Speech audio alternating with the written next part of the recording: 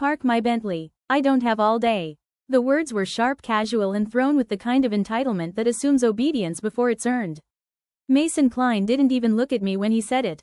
He flicked his keys in my direction like a reflex, like muscle memory, and they hit the marble floor with a loud metallic clatter that cut through the quiet of the lobby. A few people turned. Someone near the elevators laughed softly. Not because it was funny, but because aligning with power feels safer than questioning it. I stayed still. For a moment I just looked at the keys where they lay between us, the polished black fob resting on the white floor like a prop placed there on purpose. Mason leaned one elbow against the reception desk, confident, relaxed, already assuming the moment belonged to him. When I didn't move fast enough, he tilted his head slightly and added, "You didn't hear me, sweetheart. Pick them up." Sweetheart. The word landed heavier than the keys.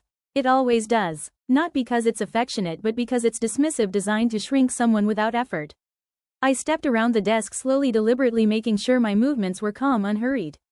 I bent down, picked up the keys, and stood back up without a word.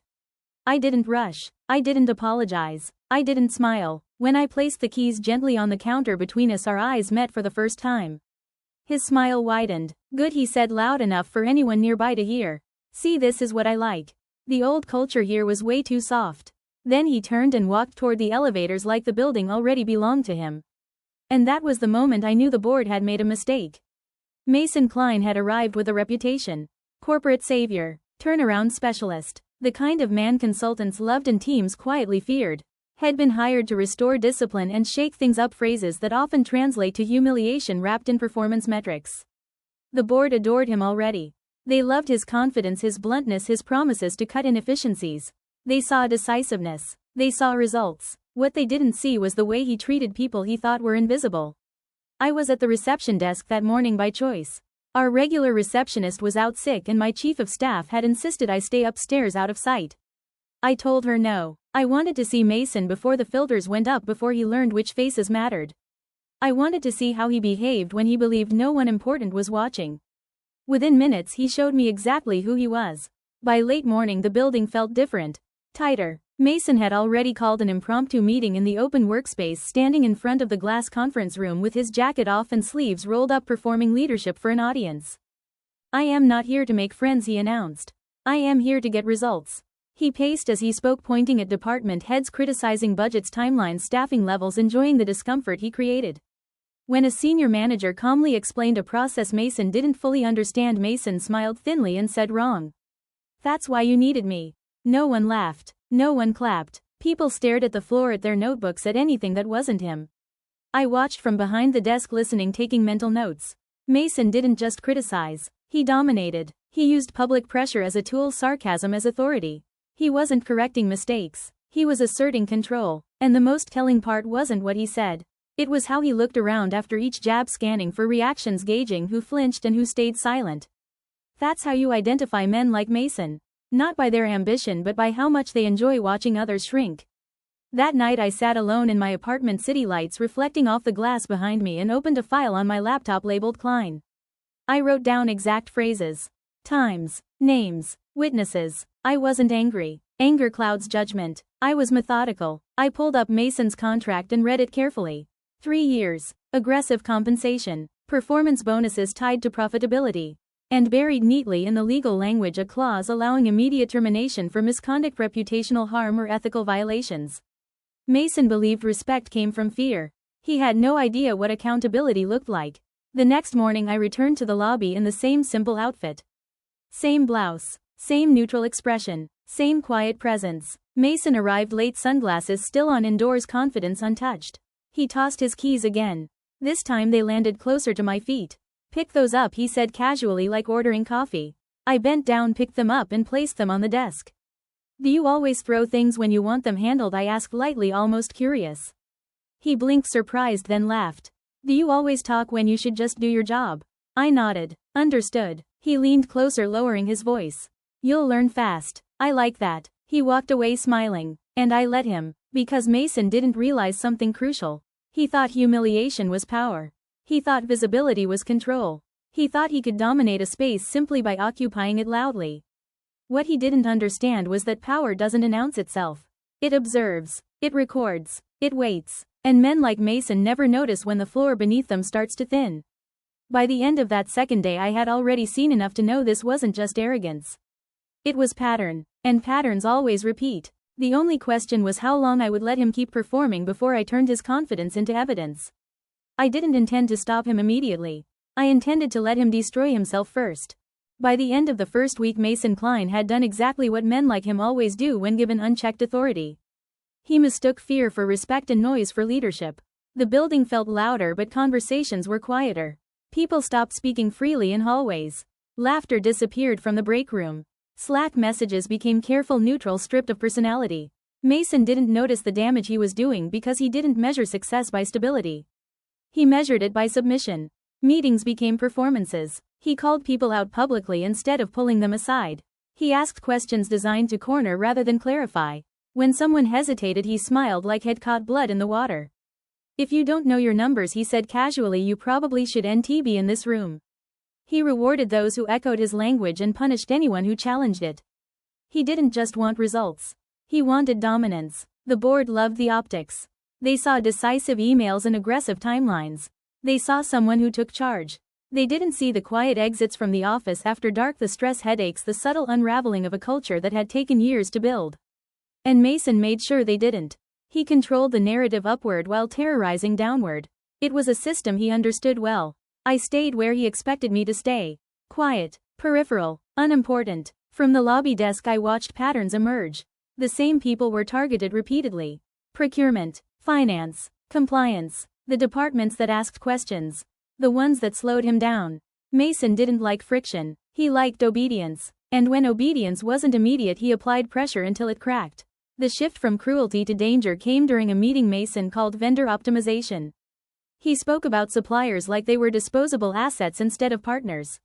He joked that long-term relationships made companies lazy. He used words like squeeze, leverage, pressure. When someone mentioned contractual obligations, he waved it off. Contracts are starting points, he said. Not cages. I watched Nadia from procurement sit stiffly, her hands clenched in her lap. She didn't speak during the meeting, but afterward she pulled me aside in the hallway, eyes darting like she was afraid Mason might appear out of thin air. She told me he wanted to delay payments intentionally to force renegotiations. When she warned him it violated contract terms, he laughed and told her the vendors couldn't afford to sue. "They need us more than we need them," Head said. That sentence stayed with me. Because it wasn't ignorance. It was calculation. From that point on I stopped simply observing. I began documenting. Quietly. Methodically. I framed requests as routine checks. I asked legal for a compliance review under the guise of risk management. I asked finance to flag irregular payment instructions. I didn't use Mason's name. I didn't alert him. I let him stay comfortable. Confident men are careless men. He gave me everything I needed. One afternoon Mason stormed through the lobby irritated and threw a thick folder onto the desk in front of me. "Copy these," he said, "and don't screw them up."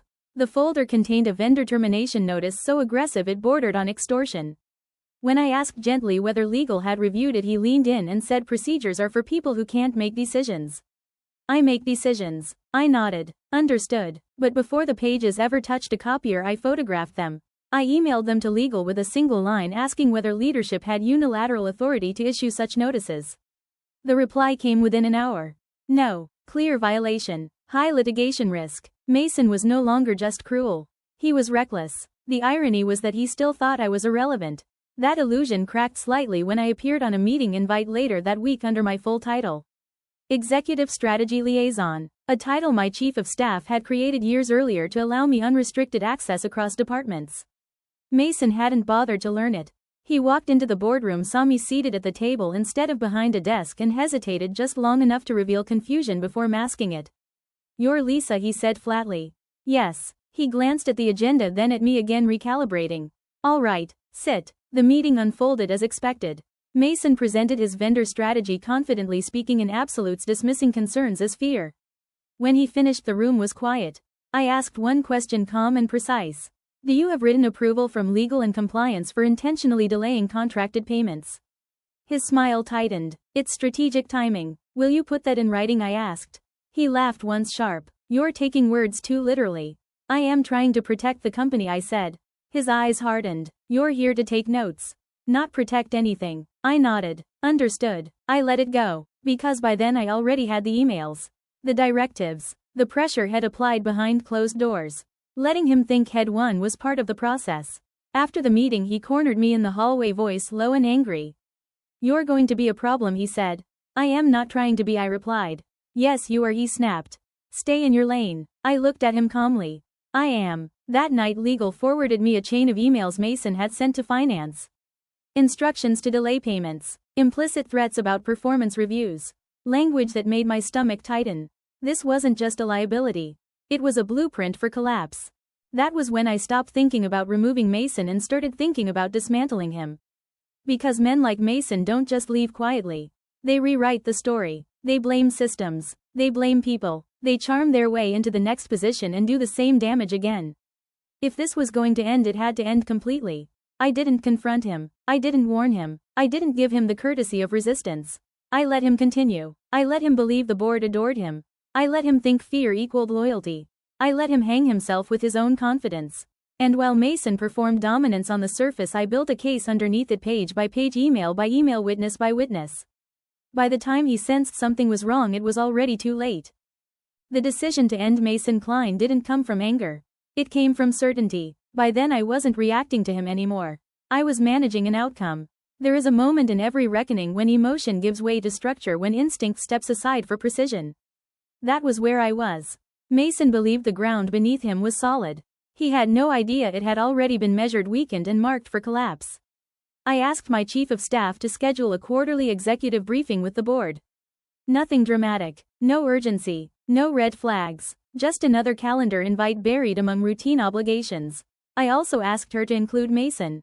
I wanted him present. I wanted witnesses. Accountability doesn't work in the shadows. He arrived that morning exactly as expected. Confident, relaxed, wearing the suit he favored when he wanted to project authority. He greeted board members like peers, shook hands, made jokes, took his seat without a trace of concern. When he saw me already seated at the far end of the table, he smirked slightly, as if remembering the keys, the desk, the way had spoken to me like furniture. The meeting began normally. Metrics, updates, predictable conversation. Mason looked bored until the board chair glanced at the agenda and said, "Before we move on, Lisa has requested a few minutes to present a strategic risk review." Mason's head turned sharply. The smirk faded. I stood calmly, connected my laptop, and faced the room. The first slide appeared on the screen. Vendor risk and compliance exposure. Clean, neutral, unemotional. Mason laughed softly. "This again," he said. "We've already covered this." I didn't look at him. I addressed the board. I explained what had been documented. Unauthorized directives, pressure on finance, attempts to bypass legal review. I spoke slowly, deliberately, letting facts do the work emotion never should. When I clicked to the next slide, Mason's name appeared beside highlighted email excerpts. His words, his tone, his threats. "That's taken out of context," he snapped. I clicked again. A timeline appeared. Dates, meetings, instructions, escalations, each point reinforced by documentation from different departments. Procurement, finance, compliance, independent corroboration. Mason leaned forward, now jaw tight, confidence cracking. "This is a political move," he said. "She's threatened by me." The board chair didn't look at him. "Mason, did you instruct finance to delay payments in violation of contract terms?" Mason hesitated, just a fraction of a second. "But hesitation is loud in rooms like that." "I instructed them to optimize cash flow," he said. "That's not the question," the chair replied. Mason's voice sharpened. "This is how leadership works. You push." A board member spoke quietly. "Did you imply job consequences if they didn't comply?" Mason's mouth opened, then closed. He laughed, but the sound was brittle. "This is absurd." I advanced the slide. "Signed statements, not opinions. Statements." Mason's breathing changed. He stood abruptly, chair scraping loudly against the floor. "This is a setup," he said, pointing at me. "She coached them." I met his gaze for the first time since standing. "You wrote the emails." He stepped forward slightly. "You're nobody. You sit at a desk and take notes. You don't run anything." The board chair's voice cut through the room, sharp and final. "Sit down, Mason." He didn't. "You think you're smart," Mason said, anger spilling over now. "You think you can embarrass me like this?" I nodded once. "I think you embarrassed yourself." Then I turned the final slide on.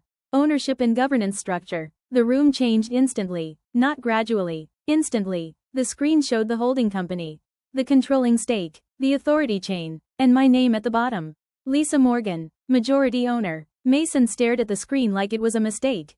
He looked back at me, disbelief draining the color from his face. That's not possible. The board chair didn't even look at him.